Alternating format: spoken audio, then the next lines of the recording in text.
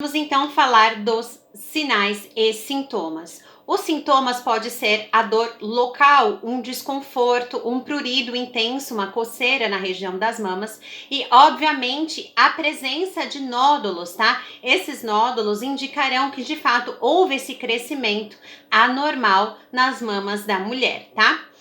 Poderemos também perceber uma liberação de uma secreção também como sendo um dos sinais deste câncer de mama, tá? Deixa eu dar uma olhadinha aqui no material. Também conhecido como neoplasia, tá? O câncer de mama, ele é caracterizado pelo crescimento de células cancerígenas. Neoplasia é a nomenclatura que o câncer também leva, tá? Segundo os dados do Instituto Nacional do Câncer, o INCA, é o segundo tumor mais comum entre as mulheres, ficando atrás apenas para o câncer de pele. Então é muito recorrente o câncer de mama nas mulheres, tá? Apenas ficando em segundo lugar depois ali do câncer de pele. Vamos falar então dos cuidados de enfermagem a essa condição.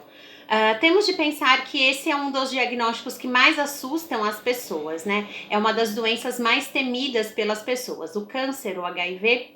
Então, tendo em vista esses preceitos, né, que é uma doença que faz com que muitas mulheres tenham muito medo, até mesmo das possíveis consequências do tratamento, que é o emagrecimento, que são os enjoos, que é a queda de cabelo, nós teremos de fazer aquele acolhimento, né, que tanto eu falo a vocês, de fazer com que essa paciente se sinta acolhida, com que ela se sinta segura, deixar explicar os seus medos e seus anseios. Nós precisamos ter em vista que a paciente, ao descobrir esse diagnóstico, ela entrará num processo de luto, tá?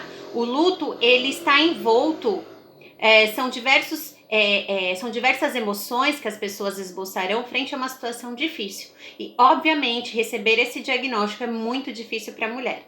Então, partindo desse princípio, nós precisaremos acolhê-la e entender, tá? Que num primeiro momento ela nega esse diagnóstico, depois ela tem raiva, depois ela fica depressiva, tá? Ela faz uma barganha também com a vida, né? Uma troca, deixa-me viver até um pouquinho ver a minha filha se formar, para só no final ter aceitação. Então, durante esse processo, esse nosso relacionamento com a paciente, a gente pode enfrentar algumas dificuldades em decorrência ela estar vivenciando esse processo do luto. Então, nós temos de ter isso em mente e acolhê-la dentro dos seus medos e seus anseios. Quais são os fatores de risco para o câncer? Pessoal, os fatores de risco são diversos, tá? Nós chamamos o câncer como uma doença multifatorial, ou seja, nunca somente um fator irá desencadear essa doença. Temos ali os fatores hereditários. Quando essa mulher tiver alguém na sua família com esse diagnóstico, um familiar bem próximo, ela tem uma probabilidade maior, mas não significa necessariamente que ela terá. É um dos fatores de risco, tá? Porque quando nós nascemos, as nossas células, elas carregam informações genéticas e predisposições a algumas doenças, mas não significa que ela terá. Isso é sempre muito importante nós salientarmos para minimizarmos os medos que as nossas pacientes terão quando elas poderão relatar que alguém na sua família tem, mas obviamente que nós vamos instruí-las a realização do autoexame, a avaliação periódica com o médico ginecologista, a realização da mamografia, para que assim ela possa prevenir, mas nós deveremos acalmar essas mulheres que têm um familiar mais próximo com esse diagnóstico, tá? Então nós temos os fatores hereditários, os fatores ambientais, o ambiente em que essa mulher vive, ele é de muita poluição, é de muita violência, tem condições básicas, né, de higiene, de saneamento básico. Todos esses fatores eles interferem. As questões sociais também, tendo em vista que o estresse também é um dos fatores que pode levar ao desenvolvimento do câncer, porque nós temos as nossas células de defesa que farão reconhecimento de células anormais, de invasores, e eles destruirão. Porém, quando as pessoas são muito estressadas, as células de defesa elas ficam debilitadas para fazer esse reconhecimento. Então, partindo desse princípio, podemos considerar que o estresse, a angústia, é também um dos fatores predisponentes. Mas significa que uma pessoa estressada, ansiosa, terá necessariamente esse diagnóstico? A mulher necessariamente terá o câncer de mama por ser estressada, ansiosa? Não necessariamente, mas é um dos fatores de risco a mais. A alimentação, sabemos que os alimentos, né, o que consumimos atualmente, eles são quimicamente, geneticamente modificados. Substâncias químicas, essas que serão absorvidas pelas células e poderão fazer com que haja a formação de células cancerígenas. Tá? É um dos fatores de risco. A obesidade, o sedentarismo, a exposição ao tabaco e ao álcool. Sabemos que o cigarro, os componentes químicos presentes no cigarro são absorvidos pelas células e isso poderá fazer uma modificação em seu material. Então, é um dos fatores. Assim como a exposição a drogas, ao álcool. Então, partindo desse princípio, temos em vista que o câncer ele é de origem multifatorial, tá? Quanto antes essa mulher descobrir, maior é a sua probabilidade de cura. Por quê?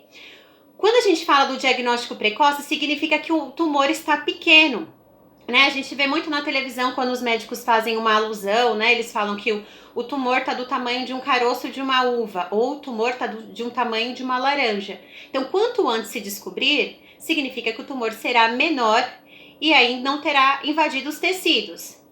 Obviamente, será mais fácil destruí-lo do que se ele estiver muito grande, tá? Então, por isso que a gente fala do diagnóstico precoce. Quanto antes se descobrir, consecutivamente se descobrirá no comecinho do desenvolvimento do tumor e mais fácil será o seu tratamento.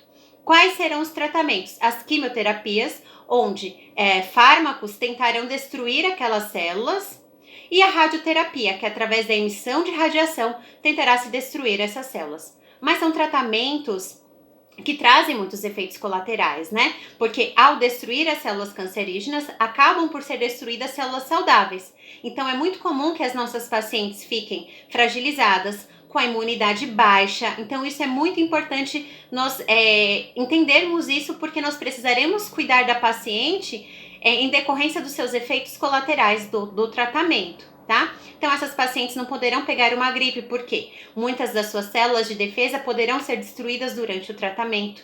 Então nós temos que ter em mente que precisaremos ter todos os cuidados de biossegurança para não levar nenhum tipo de contaminação durante o nosso procedimento, porque essa paciente ela está imunologicamente falando fragilizada em decorrência do tratamento que ela está passando.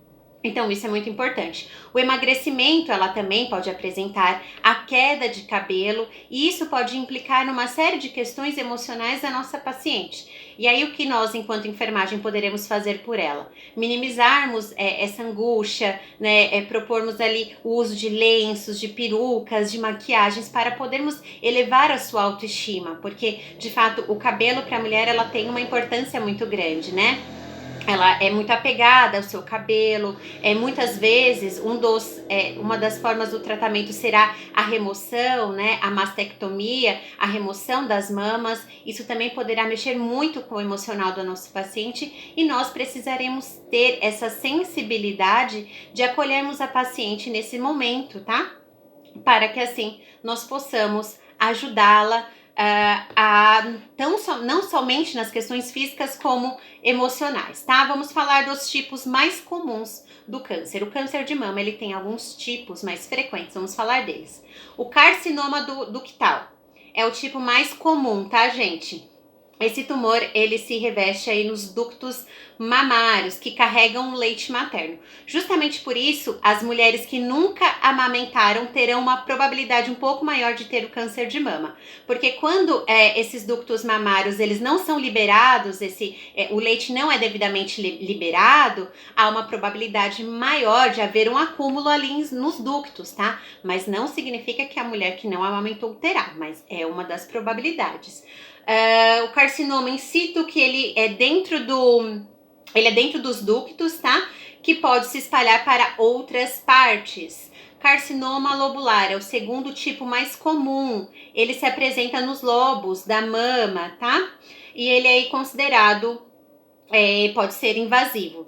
Os tecidos conjuntivos, ele pode acometer ao músculo, a gordura e aos vasos sanguíneos da mama, tá? Pessoal, Tem também um dos menos frequentes, que é o câncer de mama inflamatório. É um tipo raro de tumor diagnosticado na mama. Apresenta diferentes sintomas distintos, tá? Pois na maioria dos casos ele é realizado de forma tardia. Doença de Paget é desenvolvido nos ductos mamários e ele pode se disseminar na pele e nos mamilos, tá?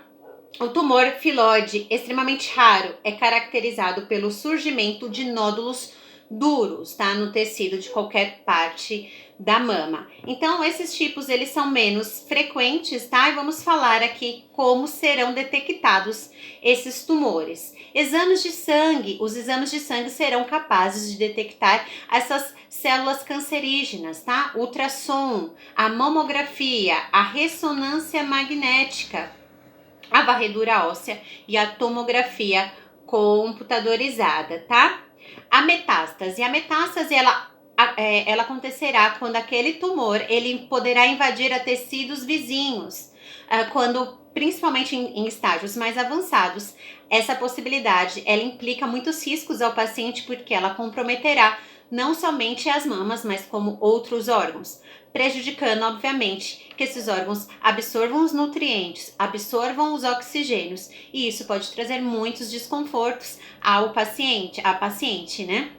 Em estágios mais avançados, essas células cancerígenas elas também podem liberar neurotoxinas, toxinas essas que atingirão o cérebro e poderão também causar alguns tipos de confusão a essa nossa paciente. Então é extremamente necessário que nós tenhamos essa concepção acerca desse assunto e garantirmos às nossas pacientes um tratamento completo antes, durante e após o seu tratamento, porque sabemos que o tratamento ele implica numa série de complicações, numa série de efeitos colaterais, e isso é muito importante que nós possamos acolher essa paciente nas suas necessidades físicas, psíquicas, tá?